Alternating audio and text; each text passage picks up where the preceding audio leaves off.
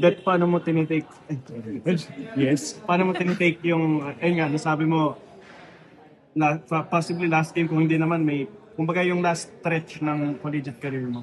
Parang paano ka nagre-reflect na magpapalapit I think after na lang po ng UAP talaga, dun ko lang isipin na, oh my God, last ko na. Ganun. Pero siguro magpo-focus muna ako sa magiging performance namin and yung kailangan kong i-perform sa kalaban FE. That economist mo nagsabi na yung game this Saturday medyo mabigat kasi it could be potentially be your last for UST. So, paano mo lang manage yung emotions and at the same time yung leadership role mo with UST? Ano lang, focus lang sa goal. And kailangan naming magtrabaho, lalo sa ensayo. Yung mga weaknesses na pinakita namin, kailangan namin maging strength this coming Saturday. That yun nga, natalo nyo FEU both times sa Elims, pero paano mo hindi dadali? Paano nyo i-make sure na hindi kayo maging complacent na hindi porket natalo nyo sila sa Elims, madadala nyo na yun sa playoff for number? Yun nga, magsisimula po talaga sa ensayo.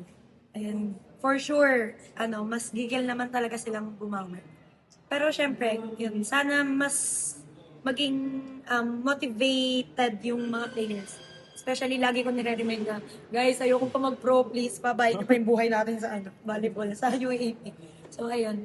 Ano nang feeling na nagsimula tong season na to 0-2 kayo, tapos yung eliminations 2-0. So yung kumbaga medyo naging shaky nga yung elimination na, pero ito sa final season mo, nasa position pa rin kayo na pwede pa rin mag-final four, pwede pa rin matupad yung dreams nyo na mag-champion pa.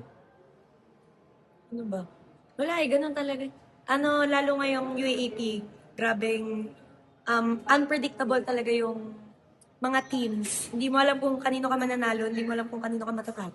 So, ayun, ginagawa lang talaga namin yung best and yung system na meron si Coach Chuck, tinatry pa rin talaga namin i-apply. Good luck sa Sabado. Arigato gozaimasu!